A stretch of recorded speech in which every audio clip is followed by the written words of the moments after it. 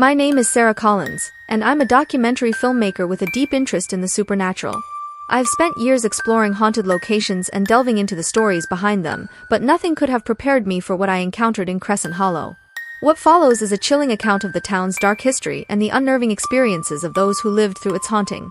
Crescent Hollow is a small, unassuming town nestled in the Appalachian Mountains, with a population of fewer than 2,000 people. On the surface, it seems like any other quaint, quiet place, with its picturesque main street, historic buildings, and friendly locals. But behind its charming facade lies a history steeped in tragedy and unexplained phenomena. The town's residents have long whispered about the eerie occurrences that plague Crescent Hollow, and it's these whispers that drew me here. The town was founded in the early 1800s, built around a thriving mining industry.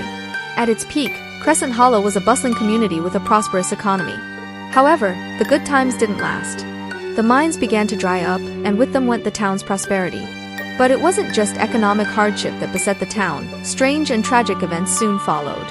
One of the earliest and most notorious incidents occurred in 1852, when a sudden collapse in one of the mines trapped dozens of miners underground. Despite desperate rescue efforts, none survived. It was said that, in the weeks following the disaster, residents could hear the distant sounds of pickaxes striking rock and the faint cries for help echoing from the mine's entrance. The mine was eventually sealed, but the eerie noises reportedly continued for years. As I interviewed the locals, it became clear that these strange events were just the beginning. Over the decades, the town saw a series of inexplicable occurrences: houses plagued by poltergeist activity, ghostly apparitions appearing in the town's old cemetery, and unexplainable cold spots that left people shivering even in the height of summer. Many attributed these phenomena to the restless spirits of those who had died tragically, unable to find peace. One particularly harrowing story came from an elderly woman named Mrs. Jenkins, whose family had lived in Crescent Hollow for generations. She spoke of the Grey Lady, a spectral figure dressed in a long, tattered gown who was often seen wandering the streets at night. According to legend, she was the wife of a miner who died in the collapse and had been waiting for his return ever since. Mrs. Jenkins recalled seeing the Grey Lady herself as a child, standing under a street lamp with an expression of profound sadness. The apparition disappeared as she approached, leaving only a lingering chill in the air. The old Crescent Hollow Hotel, once a grand establishment, is another focal point of paranormal activity. Built in the late 1800s, the hotel was a popular destination for travelers and businessmen. However, after a series of mysterious deaths and suicides, it gained a reputation for being haunted.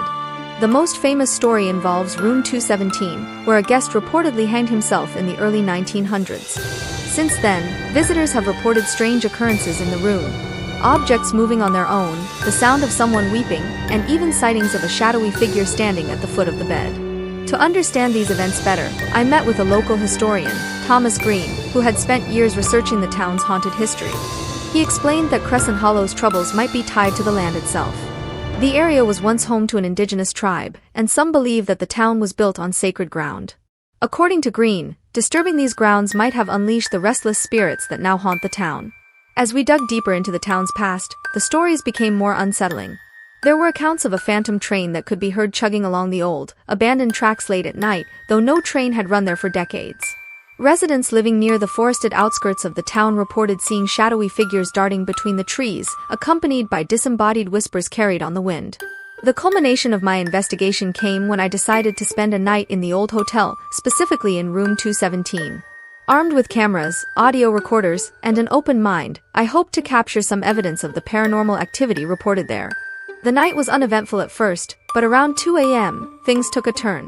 The temperature in the room dropped suddenly, and a strange, oppressive feeling settled in. The air felt thick, and I started to hear faint noises, whispers, like distant conversations, just on the edge of audibility. Then, I felt a cold breeze brush past me, despite the windows being closed. My cameras caught a brief flicker of a shadow near the doorway, but it disappeared almost as quickly as it had appeared. The room grew colder, and the whispers became more distinct, though I couldn't make out the words. Just as I began to feel truly unnerved, the temperature returned to normal, and the whispers stopped. Reviewing the footage later, I found nothing conclusive, just a fleeting shadow and the sound of a door creaking open. As dawn broke, I left the hotel with more questions than answers.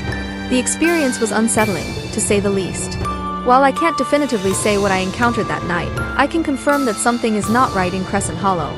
The town's dark history, combined with the numerous accounts of paranormal activity, paints a picture of a place touched by forces beyond our understanding.